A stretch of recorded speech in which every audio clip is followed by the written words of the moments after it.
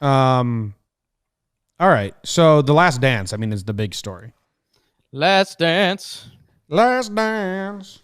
I mean, I was young, so what was I? 97, 98. We were like 8 or 9 years old. I was living in Australia. So I don't know nothing about this season. I've never dived into it. And as far as I can tell, even people that did follow along are learning new things that kind of weren't out in the public that much in the first 2 episodes, which is cool. We were kind of poking fun on Twitter about how, like I said, it felt like we were watching a doc on shuffle mode, which I stand by. Yeah. But it's still fantastic. Like, it's still riveting, and I was so into every second of it and enjoying it. But it did feel shuffled up. But people were then like, "Why you got to complain about everything?" And I was like, "I'm not complaining. It's great.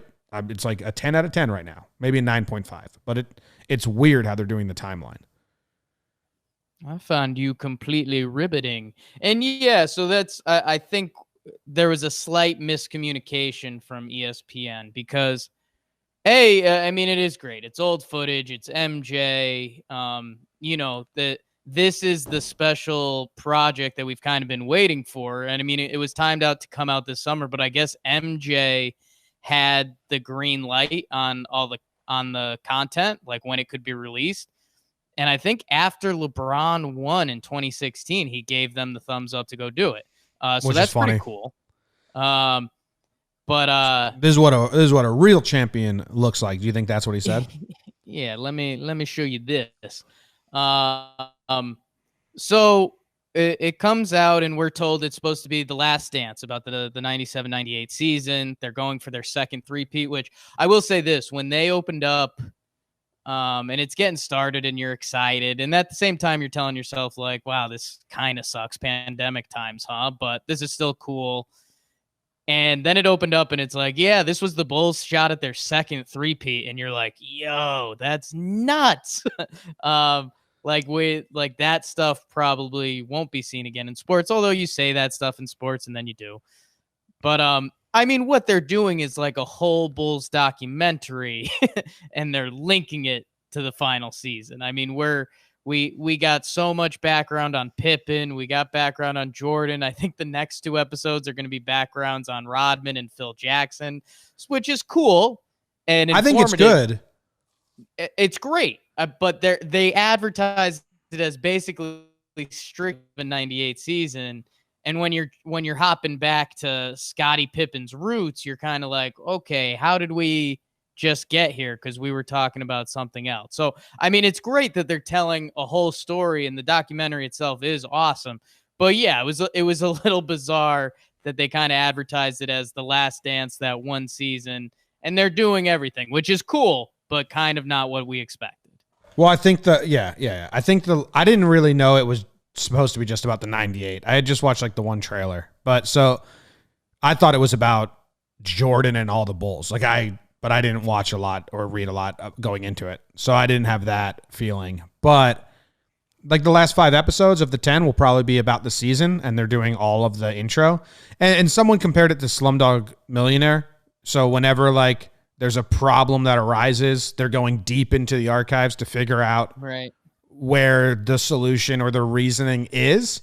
And I get it. Like, I understand how they put together the timeline and the thought of it. It's just, it felt very jumbled. I feel like you still could have made it a little more chronicle. Someone said, well, as a host of a Cron pod, you would enjoy this. Yeah. And I thought that was funny. Yeah. No, and that's true. And it's, I don't know, kind of, I'd say a lot of documentaries have a good chronological sense to them. And I mean, this will, but it's funny they're laying out the backstories. And I don't know, there's also, you have to put together the business side of this.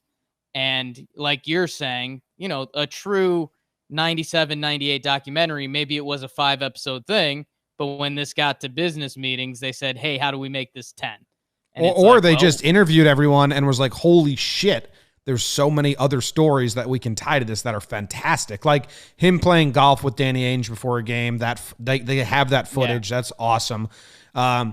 Jordan only getting 7 minutes, a half or a quarter or whatever. Like that whole story is awesome. So I'm thankful that they are doing it the way they're doing it, because I'm learning way more than I ever knew than if they were to just do the 98 season. Because all those little tidbits and Pippen's contract and all that, like, and Pippen's history with his dad and his brother just out of fucking nowhere becoming paralyzed. And of course that dude is going to take whatever long-term contract gets offered to him, because all he knows is that instant injuries and life-changing events can happen to you. Get locked up. Like, so I really appreciated it.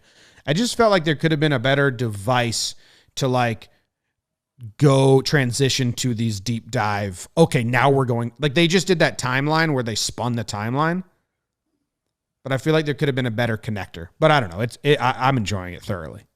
Yeah, or I don't know.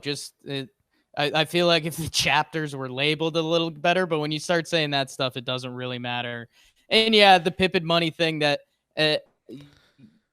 could be one of those kind of questionable fillers, because yeah, Scotty obviously wanted to get paid, but like you said, he took that contract, and it makes sense. Scottie Pippen made more money playing basketball than Michael Jordan. I think that fact came out afterwards. So, you know, when you harp on something like that, blah, blah, blah. But for me, the biggest thing is, and like you're saying, these side stories and spinoffs, which again, we haven't gotten to Phil and Rodman, which the Rodman, I think I forget if they did a 30 for 30 just on him, but his story is probably the craziest of all three of them. I mean, he was just working at an airport as a guy, playing in leagues, and then he like grew 6 inches and was like, all right, I'll be the rebounding champ of the world. And it's like, that's nuts. Scottie Pippen walks on to a small school. Jordan cut from his high school team. So it is cool that we're getting all this. Jordan wasn't cut. Yeah, but it's the MJ story. Cut from his varsity team, excuse me. It's wild to see how the story all comes together. And, you know, every story has its details. Scotty being underpaid probably kept that team together a little longer. And that's kind of what happened with Golden State being able to bring in Durant and stuff like that. So there are these little caveats in time that you do have to bring back up to tell the story. And yeah, I mean, it's always great to see lean athletic people make fun of a short, fat person. Yeah. Well, I guess he was a jerk too. Yeah. Well, he wanted credit. Napoleon syndrome.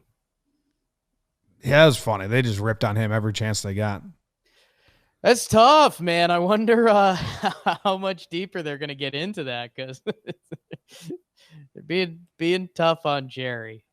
So far, though, Jordan comes off fantastic. Like there was, you know, Jordan said people aren't going to like me after this, and I wonder if we get more practice shots or more behind the scenes in the clubhouse of him like ripping on his teammates. But I thought in the first two, Jordan came off better than we already know him. Fiery competitor, harsh teammate, but he was also joking around with guys. He didn't drink. He didn't do drugs. Like it came off pretty good for Jordan.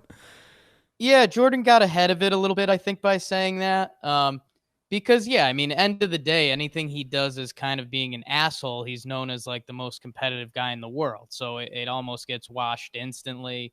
But yeah, you wonder how much more the gambling stuff comes up, or I don't know. Is it being rude to Jerry? Is it being mean to other guys on the team? What other betting type stuff is out there? So we'll see. And it's kind of interesting just texting with different buddies, and they're like, this is almost the first measurement of time sports people have had. They're like, well, now I know what I'm doing the next 4 Sundays. And it's bizarre. Yeah, I wish they just kept rolling it, but got to wait all till next Sunday.